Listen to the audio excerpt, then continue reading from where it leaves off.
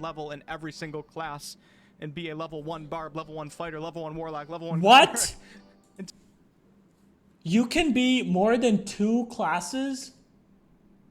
I didn't know that. I thought it was like multi-classing literally meant just 2 classes. What? Dude, that is so sick. We are so close to Baldur's Gate 3. I cannot wait. I get more and more excited every single day. I think we're only a week or two out now. It comes out August 3rd or 4th for PC, and I am so freaking excited. This might be my most anticipated game of the year. And I'm trying to avoid like story-based YouTube content for Baldur's Gate 3 just because I want to avoid spoilers. But I do want to understand how the gameplay works a little bit better. I know it's a very deep RPG, so I have started to start watching videos on how deep the gameplay is. Something I've seen is a thing is called multiclassing, and I have not really understood what it is. And this guy Wolfheart FPS recently put out a video that talks about it and the kinds of builds you can do with multiclassing. And I figured I'd react to it and kind of analyze how that works in front of a camera. So let's get right into it. In today's video, we're going to talk about a few multiclassing build ideas. But first, how does it work? Multiclassing in Baldur's Gate 3 will be similar to that in D&D 5th edition, but not exactly the same. So when you level up in Baldur's Gate 3, you'll be presented with the option to continue leveling in your current... Can I just say, I really appreciate how they have put forth the UI. It's not super complicated. There's not like information overload like a ton of CRPGs are. It's just very well designed. And I know they probably spent, hours and hours, dozens of hours just kind of designing the UI and making sure everything looks right. But I absolutely love it. I love the way it's simple, but it gives you the information you need. Current class, or you can delve into the world of multiclassing and choose an entirely different class while maintaining the levels that you have in your current class. Sweet. It's important to keep in mind, though, that the moment that you decide to take a level in another class, your character level will never be the same as your class levels ever again, unless you respec out of multiclassing. Okay, so if you're a level elaborate. 5 fighter and you decide to multiclass into the barbarian class, you are now a level 5 fighter, a level 1 barbarian, which is character level 6. Your class level... Oh! Okay, interesting. So it's not... So if you're a level 5 barbarian and you decide to start looking into a different class, you don't automatically become a level 5 any other class.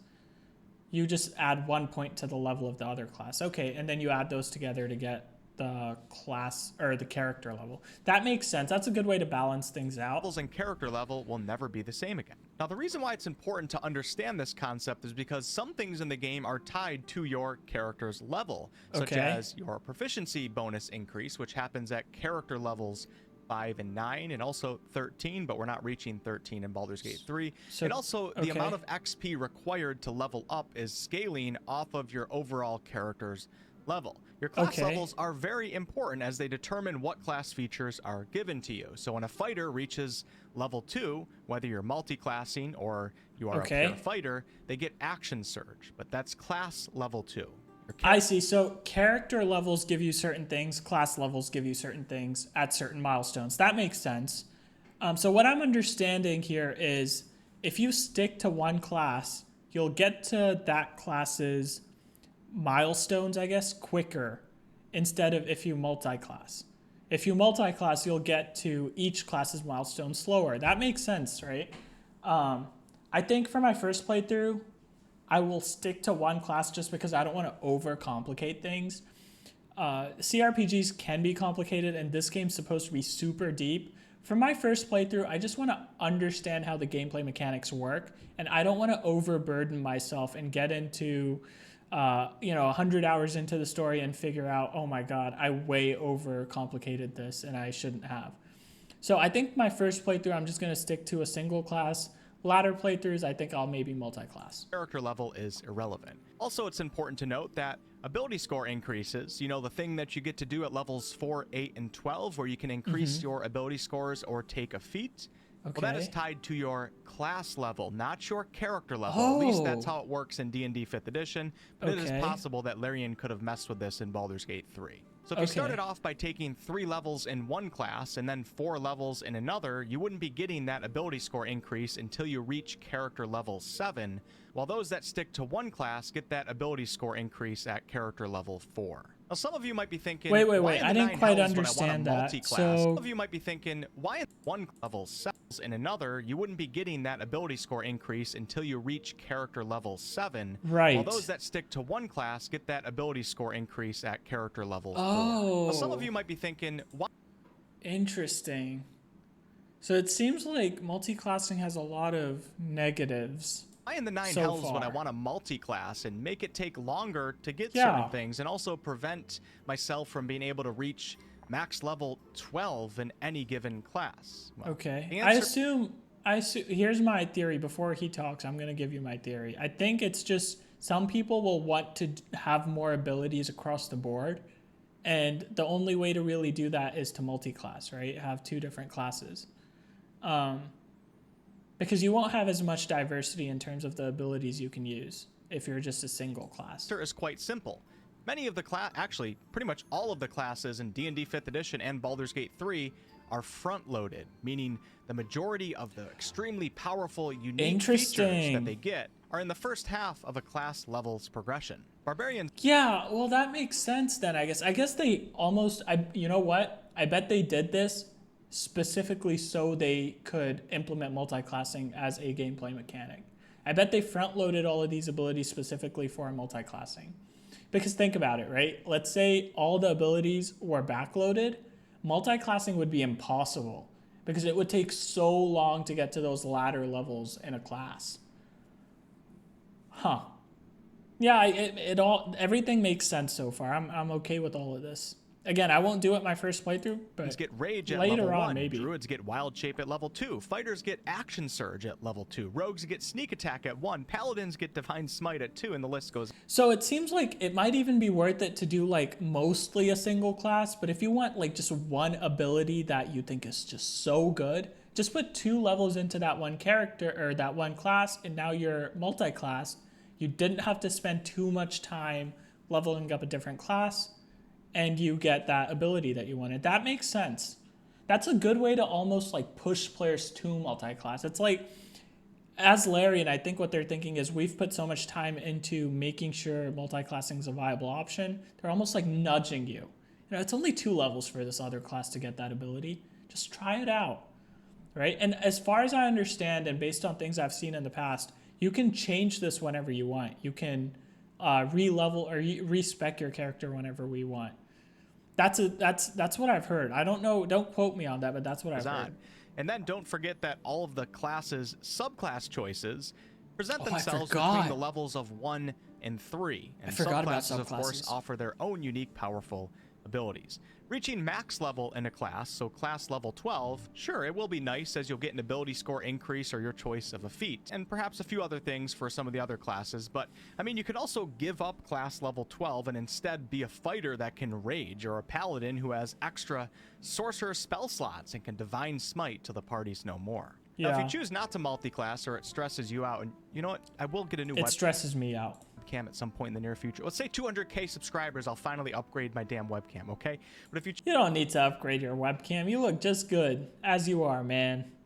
Keep it up. You make great content. choose not to multi-class or it stresses you out a little bit, that's perfectly fine too. And you can just stay one class, which is probably what I'm going to do on my first run. But just know there are some really powerful multi-class combinations out there. Before we get into a few of these combinations, there's a few things that you should keep in mind, though, and that is, what is the primary ability I love these animations that the characters have for each class. It's pretty cool. for the class or classes that you want to multi-class into, and how are your ability scores currently looking?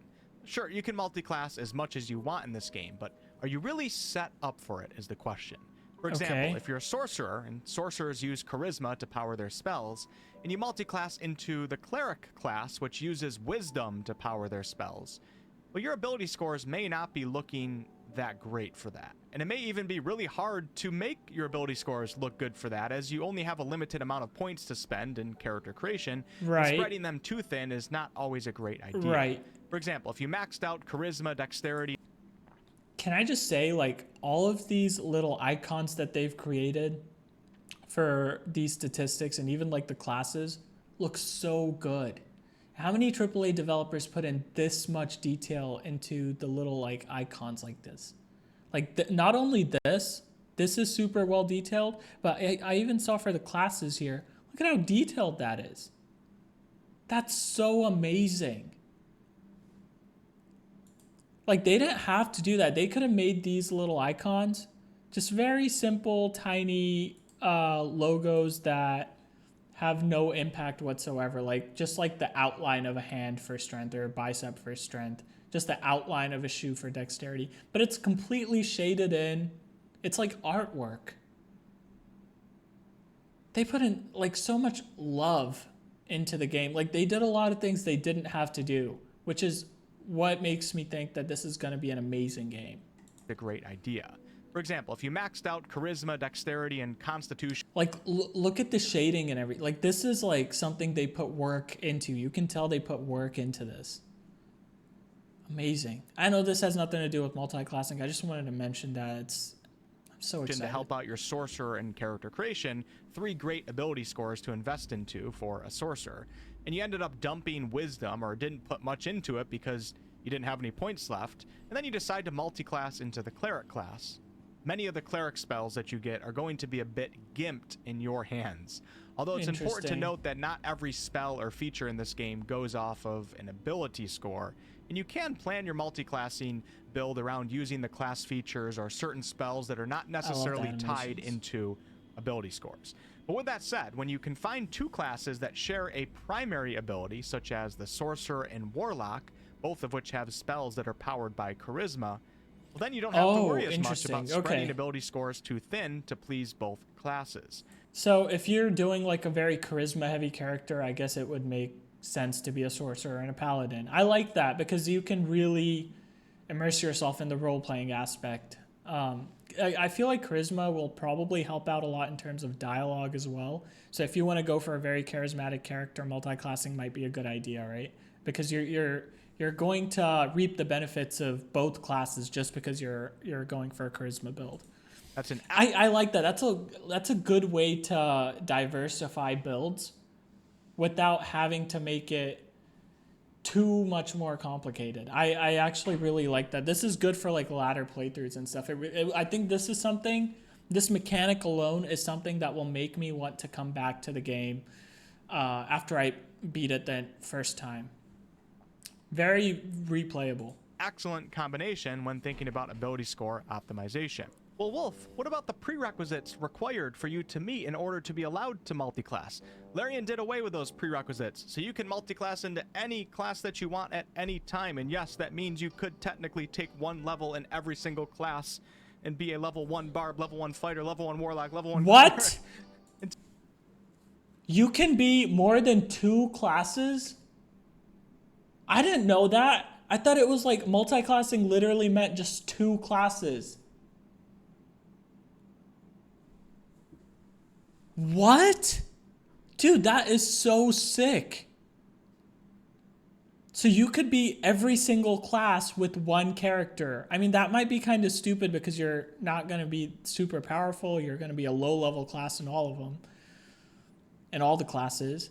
But the fact that they gave you the option to do that, can you imagine just like maybe a month after release the type of builds people are going to come out with? It's like 4 classes creating the most powerful character ever. 3 classes maybe even. Dude, I had no idea you could do more than 2 classes. That is so sick. That's awesome. I like that they gave you that option and there's no stopper or anything that like stops you from doing that. That's so cool. Until you reach character level 12, It's crazy, and Larian said there's actually an achievement for that. Now, do note, though, that when you multi-class, although you do gain most of the new class's features, you don't necessarily gain all of the starting proficiencies. Okay. There's also limitations to how this multi-classing works. So when you multi-class as a wizard into the sorcerer class, you don't get double the spell slots. Or if you're a cleric... Okay, that makes sense, though, right? Because that's not something I would even expect. That would just be way too overpowered. You know, like almost game-breaking, where the game wouldn't be fun anymore if they gave you the ability to do something like that. And I feel like for people who do want to do stuff like that, I feel like eventually there's going to be mods, wink, wink, you know? So if you really want to go that route of making this as customizable as possible, you'll probably get the opportunity to do that later. But for the base game, I think, yeah, that makes sense. Paladin, you don't get double the channel divinities. Extra attack also does not stack if you're playing 2 martial classes, or if you're playing a pure martial class, when you multi-class into a spellcaster class, you don't get as many spell slots as that spellcasting class would get on their own. You are more limited, which of course makes sense for balancing reasons. All right, let's get into the fun part and talk about a few multi-classing builds that you might consider without getting too crazy in depth, because I'll save those videos excited about this. for Talk about the official builds. So the first multi-class build idea is a bit more advanced, but I'm going to keep most of these pretty simple, and that is to combine the Pact of the Blade Warlock, and you get to choose your Pact at level 3 as a Warlock, with any other charisma-based spellcasting class. So Pact of the Blade in Baldur's Gate 3. This is what I was talking about earlier with the charisma thing. It seems like there's a lot of options with the charisma kind of character build. And this is a Larian homebrew. Allows a warlock to use their charisma modifier for melee attacks instead of strength or dexterity. Oh, cool. This, of course, makes a melee warlock build quite appealing, but it also makes several multi-class combinations very appealing as well. For example, when you play as a paladin, many times you're struggling trying to figure out how many points do I need to put into strength to power my melee attacks, and how many can I afford to also put into charisma to power my spell casting. There's a bit of a battle going on there. Right. But if you take 3 levels into Warlock and take Pact of the Blade, your Paladin's melee attacks will now be powered by Charisma, no longer Strength or Dexterity. If you plan this... So this seems really powerful, but I wonder if it will have any kind of story implications, like lore implications. And I also wonder if this will kind of affect dialogue at all. I know this will obviously affect gameplay and combat situations, but I'm very curious as to if this is going to affect like dialogue. This ahead, you could technically dump strength or not care nearly as much about it and focus everything you got into charisma and other ability scores. Okay. This combination also makes the idea of playing as a melee sorcerer much more appealing, and it also works great with melee bards, sorcerer especially would be a melee focused bard such as... See, a melee sorcerer would be really cool because you could do like ranged attacks as well as kind of go in and do melee attacks if you wanted to.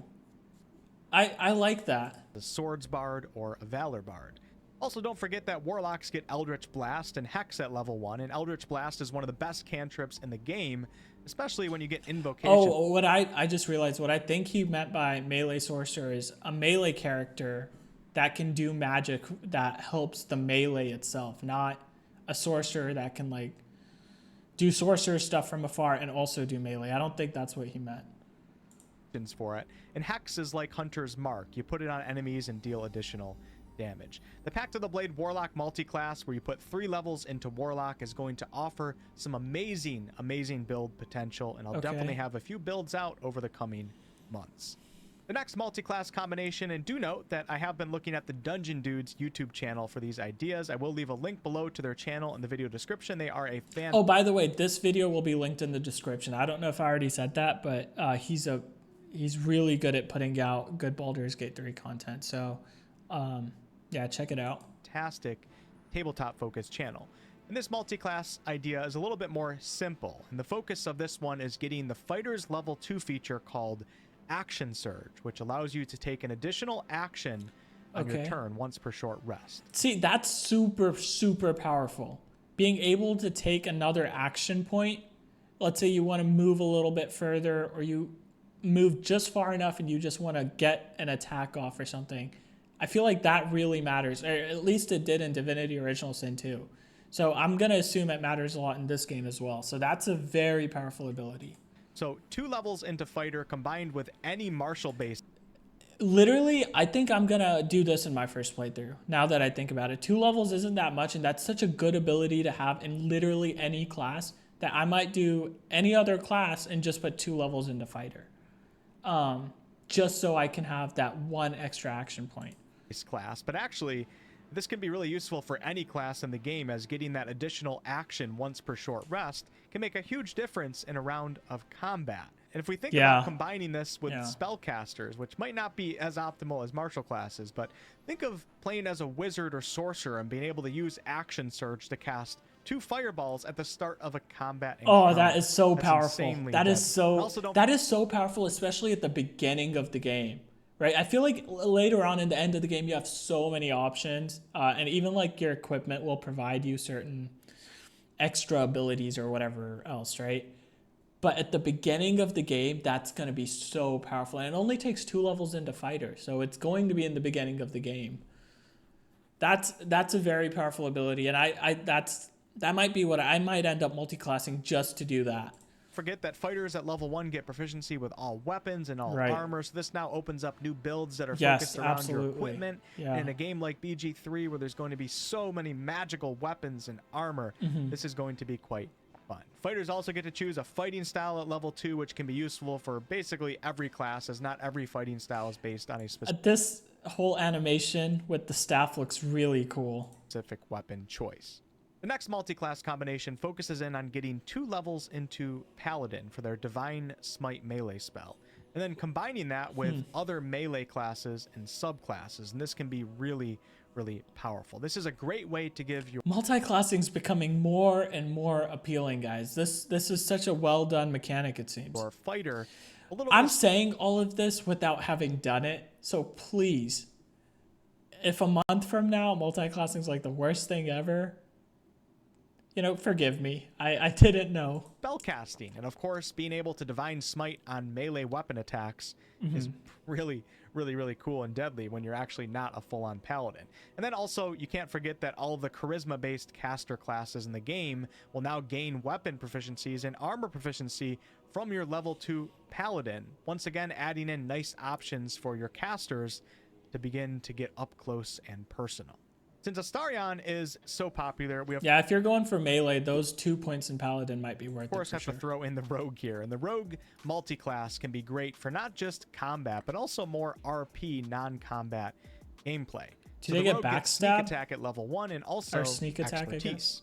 Gaining sneak attack and combining that with other martial classes, such as the fighter or ranger, can change your style quite a bit as you become perhaps more of a sneaky fighter with, explosive damage at the start of combat. And also getting sneak attack as a ranger for just the cost of 1 class level can be pretty potent. Expertise gives rogue... I don't think I would ever play as a rogue.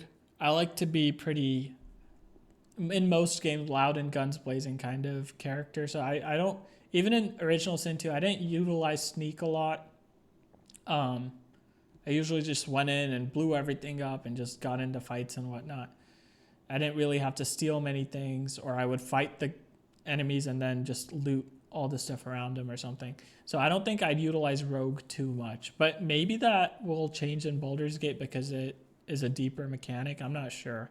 I just don't think it's a playstyle I enjoy a lot.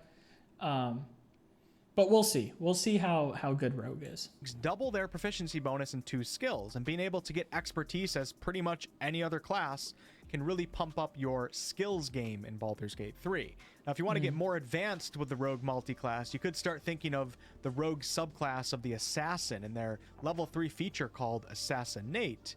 Now, add that on top of getting expertise and stealth, and then combining that with a Paladin and, let's say, Divine Smite.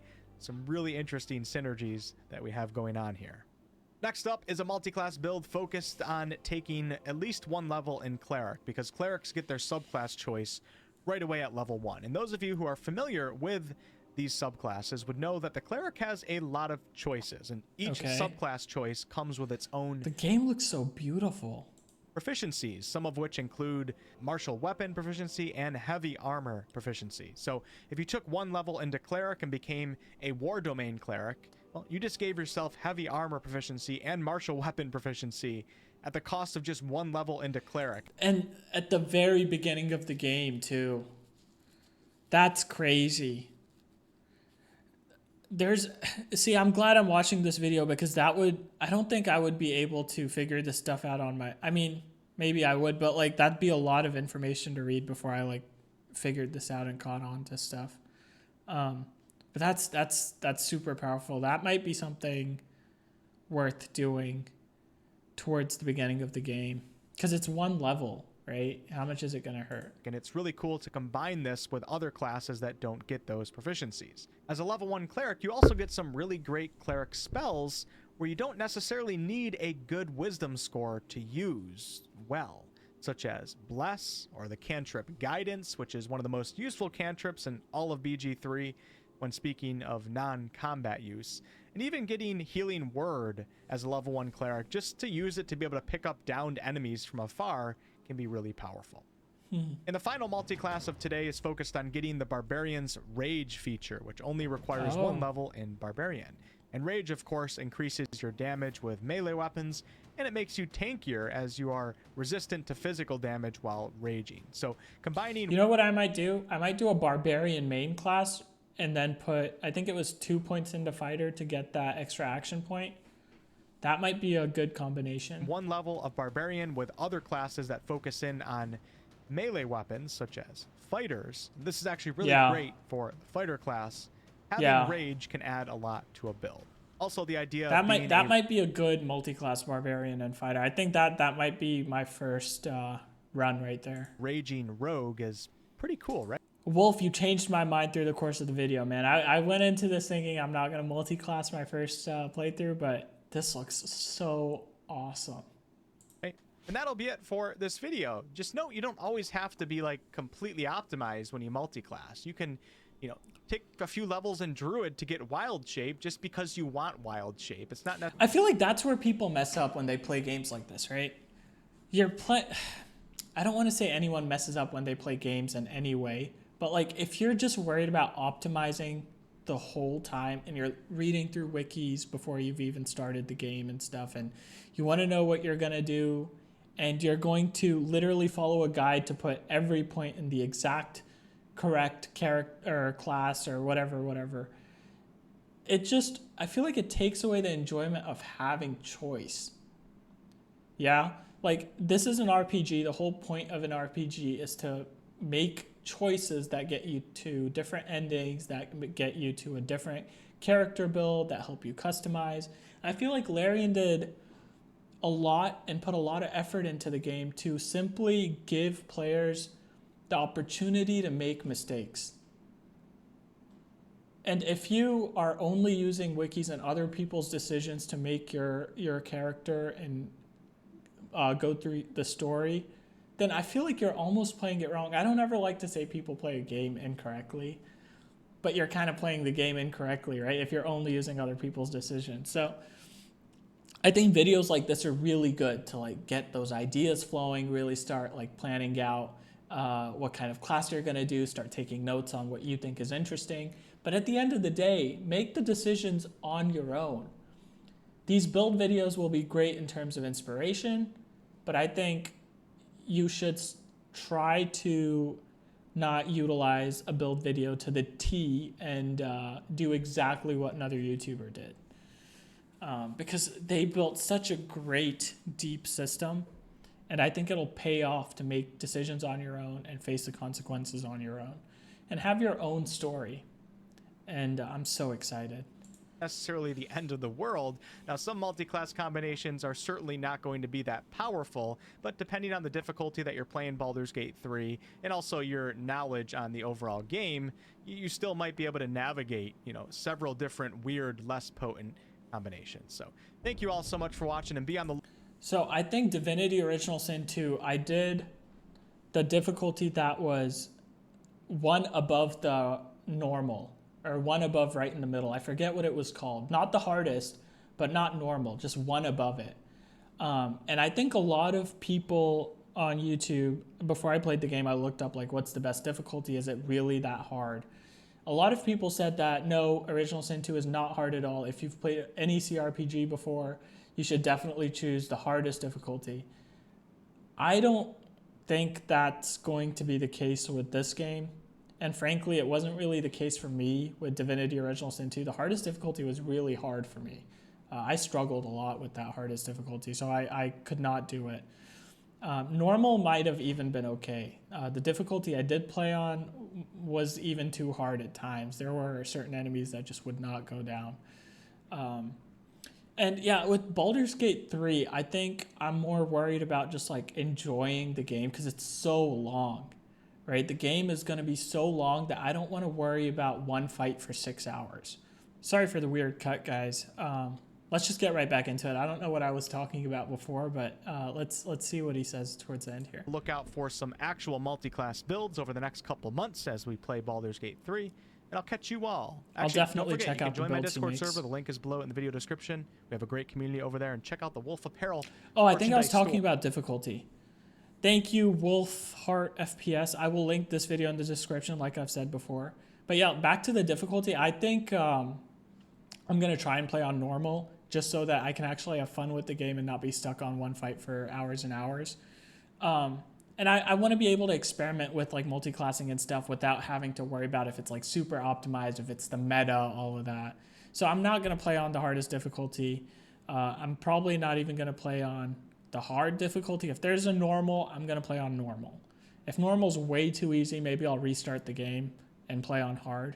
If I'm only like 2 or 3 hours in, I'll restart the game, play on hard. But I don't want to have to worry about how difficult the game is, especially when it's this long, right? But man, this multi-classing seems amazing. I mean, I went into this video thinking I'm not going to do it on my first playthrough, but based on everything he said, I am super excited about it now, and I think I will do a multi-class. Definitely going to put 2 points into fighter, if not more, just because I think the class looks cool, the animation looks cool for it. But I think I will probably do a primary class of barbarian. Probably. We'll see. Anyway, thanks for watching, guys. If you liked the video, leave a like. If you didn't like the video, go ahead and leave a dislike. Let me know why. I can try and fix it in a future video. And if you like this kind of content, maybe give me a subscribe. I will try and put out as much content like this as possible. Take care, guys. Bye.